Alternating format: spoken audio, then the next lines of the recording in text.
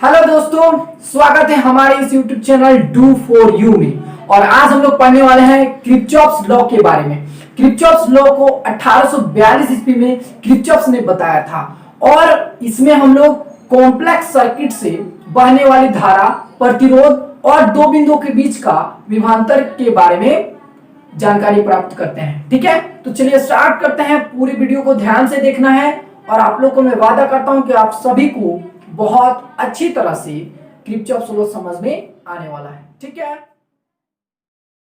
तो चलिए दोस्तों, आज हम लोग स्टार्ट करते हैं किरचॉफ्स लॉ के बारे में। मैंने आप लोगों को पहले ही किरचॉफ्स लॉ के बारे में बता दिया कि किरचॉफ्स लॉ को जो है 1842 ईस्वी में किरचॉफ्स ने बताया था। ठीक है, किरचॉफ्स एक साइंटिस्ट का नाम है। तो किरचॉफ्स ने बताया क्या कि किसी जटिल परिपथ से बहने वाली धारा, प्रतिरोध एवं दो बिंदुओं के बीच का विभवांतर ज्ञात किया जा सकता है। ठीक है, मैं एक बार और बताना चाहूंगा किरचॉफ्स लॉ क्या है। किरचॉफ्स लॉ एक ऐसी व्यवस्था है जिसकी सहायता से किसी जटिल परिपथ में दो बिंदुओं के बीच का विभवांतर, प्रतिरोध एवं इससे बहने वाली धारा का मान ज्ञात किया जा सकता है। ठीक है, जटिल परिपथ का मतलब होता है, ठीक है, जटिल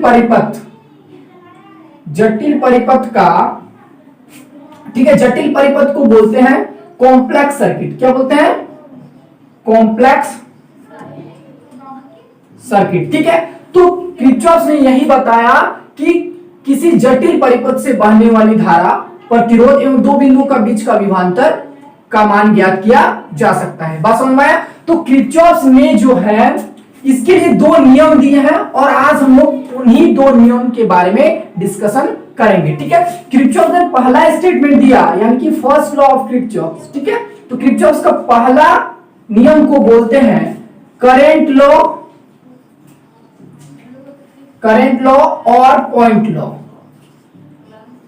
ठीक है, किरचॉफ्स के पहला नियम को कैसे जानते हैं हम लोग? किस नाम से? करंट लॉ और पॉइंट लॉ। ठीक है, हिंदी से बोलते हैं धारा नियम एवं बिंदु नियम। ठीक है, तो देखिए इस बात को आज हम लोग समझेंगे। क्या बोला है कि किसी बिंदु की ओर, ध्यान से समझना, बोलेंगे किसी बिंदु पर, ऐसे बोलेंगे कि किसी बिंदु पर मिलने वाली सारी धाराओं का बीजगणितीय योग, किसी बिंदु पर, इस बिंदु पर, ठीक है, मिलने वाली सारी धाराओं का बीजगणितीय योग शून्य होता है। मान लीजिए इस बिंदु पर मिलने वाली धारा I1 है, I2 है, I3 है, ठीक है, I4 है, I5 है और I6 है। तो इस बिंदु पर मिलने वाली सारी धाराओं का बीजगणितीय योग क्या होता है? शून्य होता है। यही करंट लॉ और पॉइंट लॉ बताता है। बात समझ में आया? किसी बिंदु पर मिलने वाली सारी धाराओं का बीजगणितीय योग शून्य होता है। The total algebraic sum of current meeting at a point is always zero. ठीक है, अब हम लोग इसको मैथमेटिकली कैसे समझेंगे? तो मैथमेटिकली समझने के लिए हम लोग क्या यूज करेंगे? Sign convention. क्या यूज करेंगे बोलो? Sign convention. साइन कन्वेंशन का मतलब होता है चिन्ह परिपाटी। क्या होता है? चिन्ह परिपाटी। बात समझ में आ गया? क्या होता है चिन्ह परिपाटी? आज हम लोग समझेंगे चिन्ह परिपाटी को बहुत अच्छे से। तो ध्यान से देखिएगा, स्क्रीन पे आप लोग को लिखा होगा, देखिए ध्यान से। साइन कन्वेंशन क्या बोलेंगे कि किसी बिंदु पर आने वाली धाराओं को पॉजिटिव चिन्ह के साथ, ठीक है, किसी बिंदु पर आने वाली धाराओं को पॉजिटिव चिन्ह के साथ और इस बिंदु से बाहर निकलने वाली, ठीक है, इस बिंदु से बाहर निकलने वाली धाराओं को नेगेटिव साइन के साथ लिखा जाता है। ठीक है, आप लोग को स्क्रीन पे दिख रहा होगा। ठीक है, मैं एक बार और बताना चाहूंगा साइन कन्वेंशन क्या है कि किसी बिंदु पर मिलने वाली धाराओं को पॉजिटिव चिन्ह के साथ और इस बिंदु से दूर जाने वाली या फिर बाहर निकलने वाली धाराओं को नेगेटिव साइन के साथ लिखा जाता है। ठीक है, तो यहां पे समझ सकते हैं इस बात को कि I1, I2, I3 इस बिंदु पर मिलने वाली धारा है। इस बिंदु पर मिलने वाली करंट जो है I1, I2, I3 है। तीनों करंट को पॉजिटिव साइन के साथ और इस बिंदु से बाहर निकलने वाली धारा कौन कौन है? I4, I5, I6 जो है इस बिंदु से बाहर निकलने वाली धारा है। तीन धाराओं को नेगेटिव साइन के साथ लिखा जाता है। ठीक है, अब हम लोग किरचॉफ फर्स्ट लॉ के, ठीक है, मैथमेटिकली फॉर्म को देखेंगे। तो ध्यान से समझिएगा बात को। ठीक है, क्या बोला कि किसी बिंदु पर मिलने वाली सारी धाराओं का बीजगणितीय योग क्या होता है? शून्य होता है। याद रखना, इस बिंदु पर मिलने वाला जो टोटल करंट होगा उसका अलजेब्रिक सम लेंगे, और अलजेब्रिक सम क्या होता है, 0 होता है। तो चलिए इसको मैं समझाऊंगा बहुत बढ़िया से। देखो I1, I2, I3, I4, I5, I6 और I6 से मेरे पास 6 ही करंट है, तो I6 का टोटल अलजेब्रिक सम होता है, वो होता है 0। ठीक है, टोटल अलजेब्रिक सम क्या होगा, 0 होगा। अब हम लोग यूज करेंगे साइन कन्वेंशन, चूंकि मैंने बताया साइन कन्वेंशन अभी माइंड में आ गया होगा सबको कि किसी बिंदु पर मिलने वाली धाराओं को पॉजिटिव चिन्ह के साथ, यानी कि इस बिंदु पर मिलने वाली धाराओं को पॉजिटिव चिन्ह के साथ लिखा जाता है, यानी कि I1, I2, I3 पॉजिटिव होगा, तो होगा यहाँ I1 positive, I2 positive, I3 positive. और इस बिंदु से बाहर निकलने वाली धारा I4, I5, I6 क्या होगा बाबू, नेगेटिव साइन होगा, यानी कि बोलेंगे I4, I5, I6 में नेगेटिव करंट होगा। और इसका जो टोटल अलजेब्रिक सम होता है वो होता है 0। बात समझ में आ गया, गुड। इसको हम लोग ऐसे भी लिख सकते हैं, देख सकते हैं यहाँ पे I1, I2, I3 को लिखेंगे एक side, I1 plus I2 plus I3 is equal to, अब देखो I4, I5, I6 को इधर भेज देंगे तो क्या हो जाएगा, पॉजिटिव हो जाएगा, यानी कि बोलेंगे I4 plus I5 plus I6 equal होगा, यानी कि बोल सकते हैं कि इस बिंदु पर मिलने वाली धाराओं का बीजगणितीय योग इस बिंदु से बाहर निकलने वाली धाराओं के बीजगणितीय योग के बराबर होता है। बात समझ में आ गया होगा। यह है mathematical form of Kirchhoff's first law, that means current law और पॉइंट लॉ। ठीक है, अब देखो ध्यान से समझो कि किरचॉफ्स का पहला लॉ जो है, किरचॉफ्स का पहला नियम कंजर्वेशन ऑफ चार्ज को बताता है। क्या बताता है, कंजर्वेशन ऑफ चार्ज को बताता है, कंजर्वेशन ऑफ चार्ज के बारे में बताता है किरचॉफ फर्स्ट लॉ। कैसे, देखो I1 plus I2 plus I3 is equal to I4 plus I5 plus I6। इस बिंदु पर मिलने वाली धाराओं का कुल बीजगणित योग और इस बिंदु से बाहर निकलने वाली धाराओं का बीजगणित योग क्या होता है, आपस में बराबर होता है। और I इक्वल टू जानते हैं, करंट इक्वल टू होता है the rate of flow of charge, यानी current rate of flow of charge को बताता है, यानी कि ये जो होगा इस बिंदु पर आने वाली धारा और इस बिंदु से बाहर निकलने वाली धारा बराबर है। तो बोल सकते हैं इधर से बहने वाले जो आवेश होगा और इस साइड बहने वाले जो आवेश होगा दोनों बराबर होगा, यानी कि ये जो है, ये जो टर्म है I1, I2, I3 is equal to I4 plus I5 plus I6, ये जो है कंजर्वेशन ऑफ चार्ज को बताता है। कंजर्वेशन ऑफ चार्ज क्या करता है, आवेश ना तो उत्पन्न किया जा सकता है, ना ही आवेश का विनाश किया जा सकता है, यानी कि किसी भी सिस्टम का कुल आवेश संरक्षित रहता है।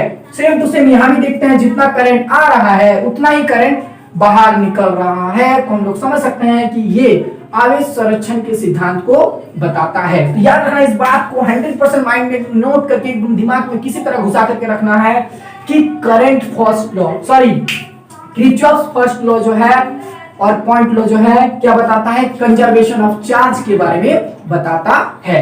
चलिए देखते हैं इससे रिलेटेड एक छोटा मोटा क्वेश्चन हम लोग करते हैं। चलिए ध्यान से समझिएगा बात को, बहुत मजेदार है टॉपिक और इंटरेस्टिंग भी है। देखो ये मान लो कि इस बिंदु पर मिलने वाली जो धारा है, मान लो यहाँ पे 2 एम्पियर है, यहाँ पे है 3 एम्पियर है, यहाँ पे 5 एम्पियर है, और इस बिंदु से बाहर निकलने वाली जो धारा है, इस बिंदु से बाहर निकलने वाली धारा मान लो यहाँ पर 2 एम्पियर है, यहाँ पर 5 एम्पियर है, तो बोला कि इससे बहने वाली धारा क्या होगा। तो हम लोग यूज करेंगे Kirchhoff's first law. Kirchhoff's first law क्या कहता है कि इस बिंदु पर मिलने वाली धाराओं का बीजगणित योग इस बिंदु से बाहर निकलने वाली धाराओं के बीजगणित योग के बराबर होना चाहिए, यानी कि बोल सकते हैं कि 2 ampere plus 3 ampere plus 5 ampere is equal to 2 ampere plus 5 ampere plus I, और हम लोग यही I को क्या करना है, कैलकुलेट करना है। तो इधर पूरा करेंगे तो कितना हो जाएगा, 2, 3 और 5 कितना हो जाएगा, 10 एम्पियर इज इक्वल टू इधर हो जाएगा तो कितना होगा बोलो, 7 ampere plus I, that means I equal to बोलेंगे कि 3 एम्पियर। तो इससे बहने वाली जो धारा होगी वो होगा 3 एम्पियर। अब हम लोग देख सकते हैं इधर को पूरा काउंट करते हैं, कितना आएगा बोलेंगे 2, 3 और 5 टोटल है 10 एम्पियर। तो 10 एम्पियर का करंट इस पॉइंट से मिल रहा है और इस पॉइंट से कितना होगा, 5, 2, 7 और 3, 10, यानी कि बोलेंगे कि 10 एम्पियर का करंट जो है इस बिंदु से बाहर भी निकल रहा है तो 100% बोल सकते हैं हम लोग, ये बात समझ सकते हैं कि ये जो कंजर्वेशन ऑफ चार्ज के ही बारे में बताता है कि जितना करंट गया उतना ही करंट इस बिंदु से बाहर निकल रहा है। यानी कि यहाँ पे किसी पॉइंट पे जो है चार्ज स्टोर नहीं है, जितना करंट गया उतना ही करंट क्या हो गया, बाहर हो गया। तो याद रखना इस बात को, माइंड में नोट करना कि किरचॉफ्स फर्स्ट लॉ जो है वो कंजर्वेशन ऑफ चार्ज को बताता है। अब हम लोग बात करेंगे किरचॉफ सेकेंड लॉ के बारे में। किरचॉफ सेकेंड लॉ को बोलते हैं, ध्यान से समझिएगा, किरचॉफ सेकेंड लॉ, ठीक है, सेकेंड लॉ को बोला जाता है वोल्टेज लॉ। क्या बोलते हैं? Voltage law, voltage law. Kirchhoff second law को क्या बोलते हैं? Voltage law. और क्या बोलते हैं? Loop law. क्या बोलेंगे इसी को? लूप लॉ बोलेंगे। बात समझ में आया? किरचॉफ सेकेंड लॉ को क्या बोलते हैं? वोल्टेज लॉ और लूप लॉ। देखो ध्यान से समझो, क्या बोलता है किरचॉफ सेकेंड लॉ? बोलता है किसी बंद परिपथ से संबंध, ठीक है, किसी बंद परिपथ के, ध्यान से देखिएगा स्क्रीन पे लिखा होगा, किसी बंद परिपथ के प्रत्येक भाग से बहने वाली धारा एवं प्रतिरोध का गुणनफल का बीजगणितीय योग परिपथ में लगे हुए कुल विद्युत वाहक बल के बराबर होता है।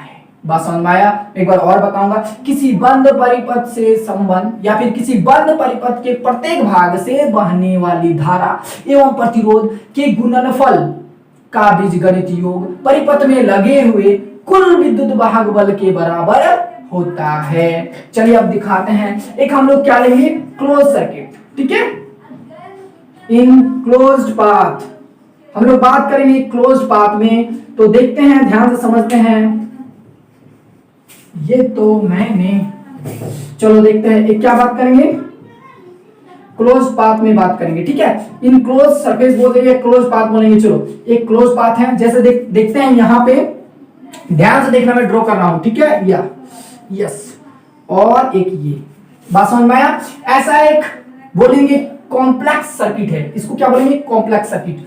अब देखो ध्यान से समझो, इससे बहने वाली धारा I1 है, इस वायर का रेजिस्टेंस R1 है, इसका रेजिस्टेंस R2 है, इसका रेजिस्टेंस, इस वायर का रेजिस्टेंस R3 है। बात समझ में आया? अब देखो ध्यान से, इस पॉइंट पर करंट आएगा, करंट आने के बाद क्या होगा? डिवाइड होगा, यहाँ पे होगा I1, इस वायर से बहने वाली धारा I1 होगा, इससे बहने वाली धारा मान लो I2 है, और इस वायर से बहने वाली धारा I3 है। बात समझ में आया? और इस परिपथ में एक विद्युत वाहक बल लगा हुआ है, ठीक है, ऐसा एक विद्युत वाहक बल लगा हुआ है, और इस सेल का विद्युत वाहक बल मान लो E है।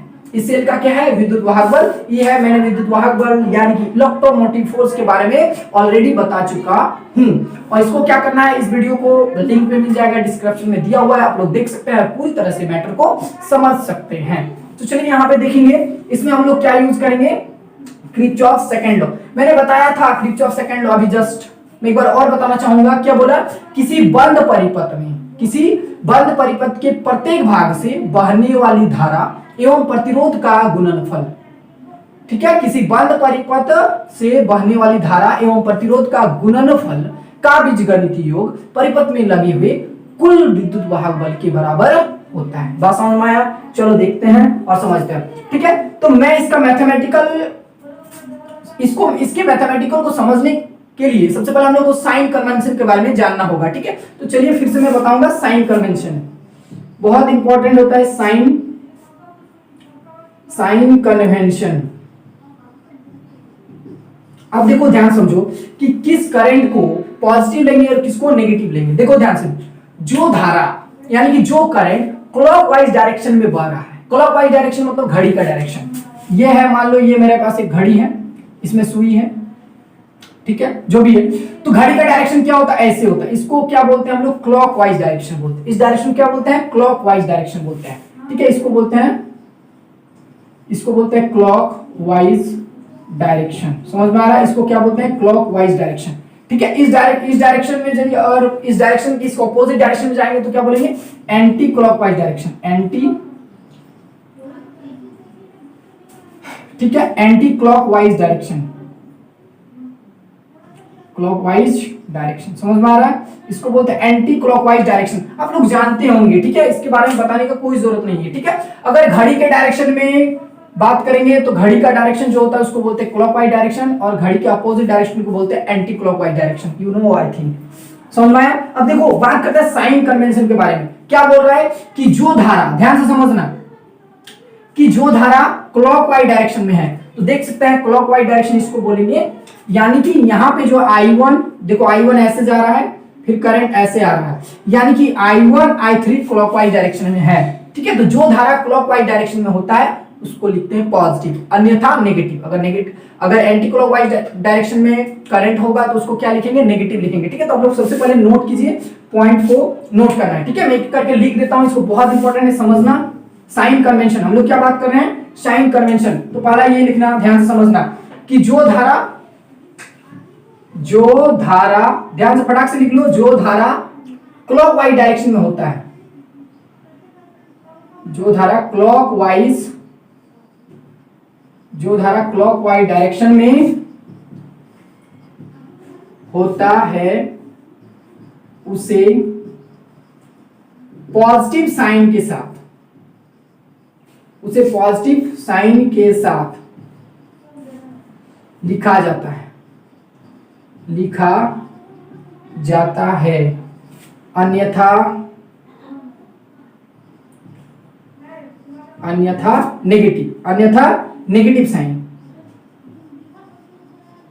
अन्यथा नेगेटिव साइन के साथ लिखा जाता है। मैं इसको फटाक से समझाना चाहूंगा, देखो ध्यान समझो, बोल रहा है क्या, कि जो धारा क्लॉकवाइज डायरेक्शन में है, यानी कि जो करंट क्लॉकवाइज डायरेक्शन में है, क्लॉकवाइज डायरेक्शन मतलब घड़ी का डायरेक्शन, ठीक है। तो जो धारा क्लॉकवाइज डायरेक्शन में होता है उसको पॉजिटिव साइन के साथ लिखा जाता है, अन्यथा नेगेटिव मतलब जो धारा एंटी क्लॉकवाइज डायरेक्शन में होगा उसको लिखेंगे नेगेटिव साइन के साथ। बात समझ में आ गया? दूसरा ध्यान से समझना, दूसरा बोला कि क्लॉकवाइज डायरेक्शन में अगर धारा सेल से कैथोड से एनोड की ओर जा रहा है, ठीक है। क्लॉकवाइज डायरेक्शन में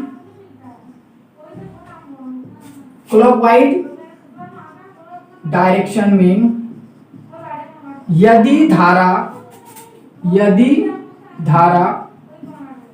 ठीक है, यदि धारा कैथोड से एनोड की ओर,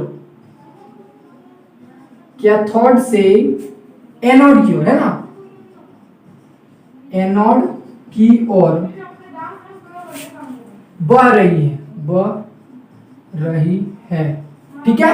यदि देखो क्लॉकवाइज डायरेक्शन में यदि धारा कैथोड से एनोड की ओर, कैथोड से एनोड मतलब सेल में कैथोड से एनोड की ओर बह रही हो, तो विद्युत वाहक बल को शॉर्ट में क्या लिखते हैं? EMF of cell. तो ईएमएफ ऑफ सेल जो होगा वो लिखेंगे पॉजिटिव,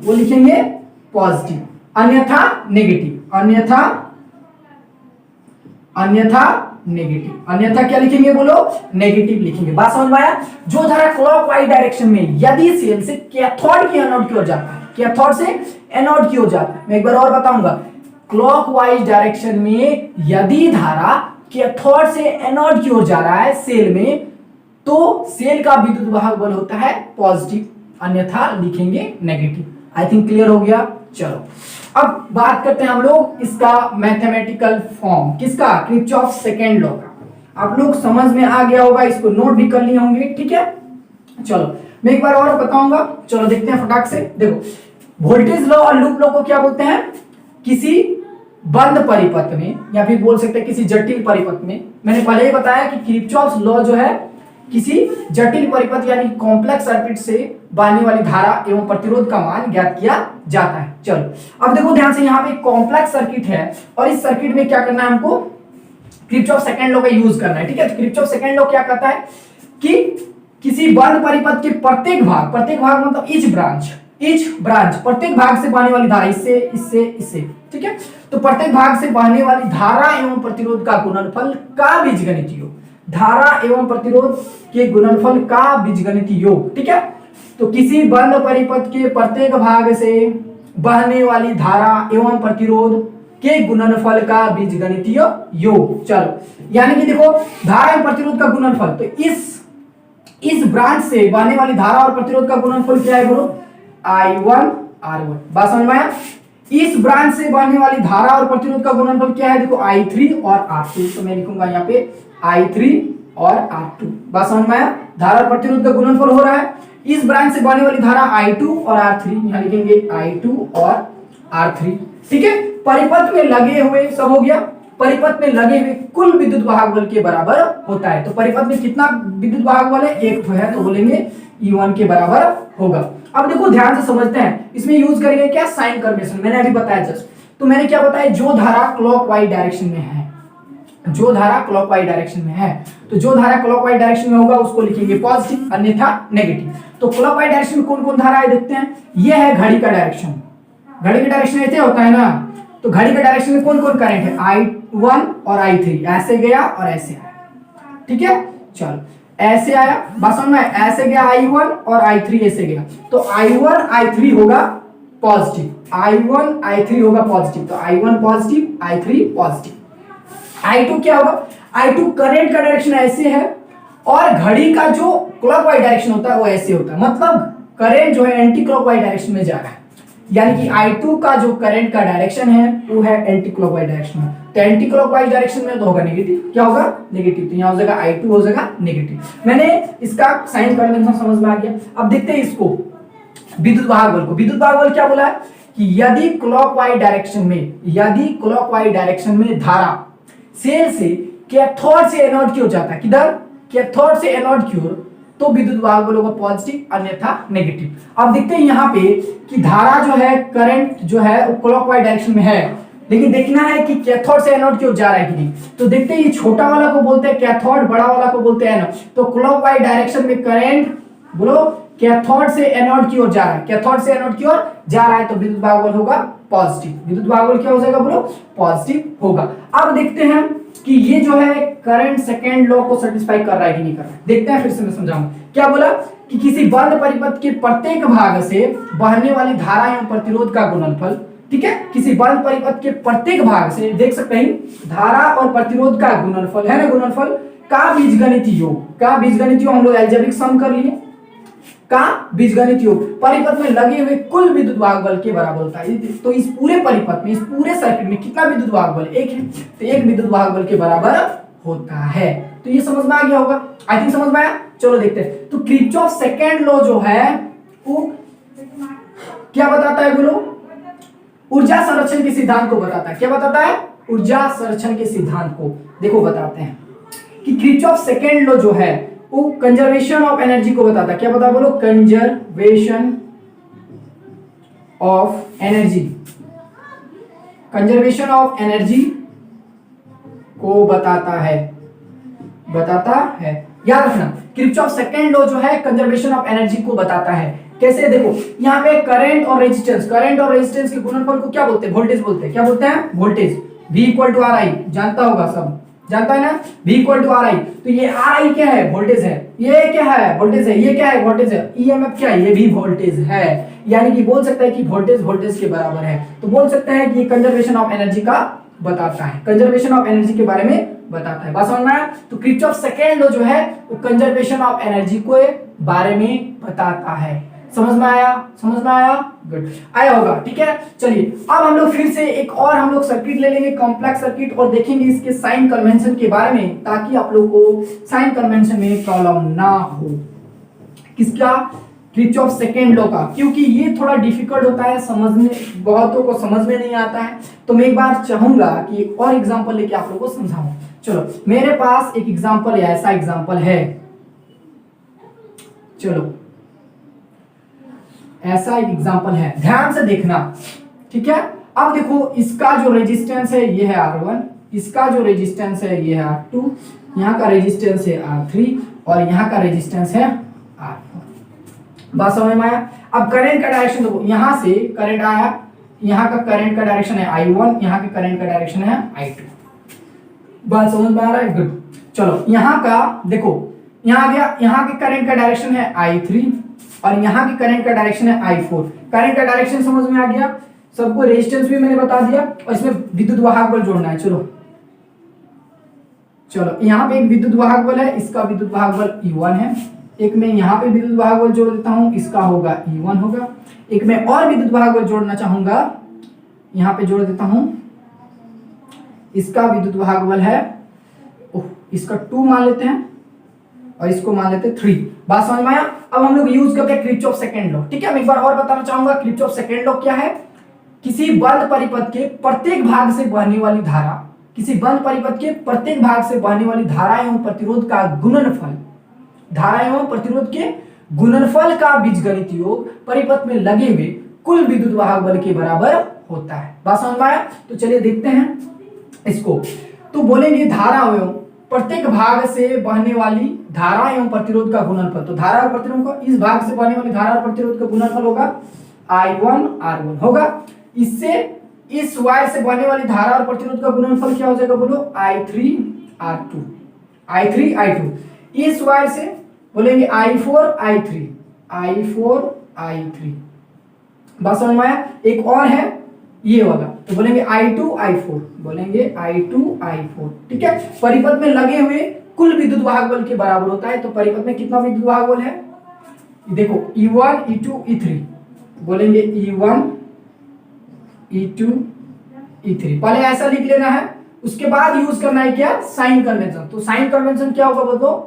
कि जो धारा क्लॉकवाइज डायरेक्शन में होगा, जो धारा क्लॉकवाइज डायरेक्शन में होगा उसको लिखना है पॉजिटिव। तो यहाँ चेक करना है कौन कौन क्लॉकवाइज डायरेक्शन में। एक है करंट का डायरेक्शन ऐसे, तो ये है क्लॉकवाइज डायरेक्शन में, ये भी है क्लॉकवाइज डायरेक्शन में, और ऐसा गया तो ये भी क्लॉकवाइज डायरेक्शन में है। यानी कि I1 I3 I4 जो है क्लॉकवाइज डायरेक्शन में है। क्या क्या? I1 होगा तो पॉजिटिव, I3 भी होगा पॉजिटिव और I4 भी होगा पॉजिटिव। चलो बात समझ में आया? I4 होगा पॉजिटिव, I4। बात समझ में आया? अब I2 को चेक करते हैं। तो I2 का डायरेक्शन, करंट का डायरेक्शन है ऐसे, तो ऐसे मतलब क्या है बोलो? एंटी क्लॉकवाइज डायरेक्शन में। किधर है? एंटी क्लॉकवाइज डायरेक्शन में है। ऐसा एंटी क्लॉक है कि नहीं? है कि नहीं? एंटी क्लॉकवाइज डायरेक्शन में हो, तो एंटी क्लॉकवाइज डायरेक्शन में है तो I2 क्या हो जाएगा? नेगेटिव होगा। बात समझ में आया? अब करेंगे विद्युत वाहक बल। विद्युत वाहक बल को कैसे, EMF को कैसे चेक करेंगे? यदि धारा सेल से क्लॉकवाइज डायरेक्शन में कैथोड से एनोड की ओर जा रहा है, कैथोड से एनोड की ओर, तो होगा विद्युत वाहक बल पॉजिटिव, अन्यथा नेगेटिव। यहां चेक करते हैं, ये तो करंट है क्लॉकवाइज डायरेक्शन में, लेकिन जा कहां रहा है बोलो? धारा जा रहा है एनोड टू कैथोड, होगा नेगेटिव। एनोड टू कैथोड जाएगा तो नेगेटिव हो जाएगा, तो होगा I2 हो जाएगा नेगेटिव। I3 को चेक, I1 को चेक करते हैं।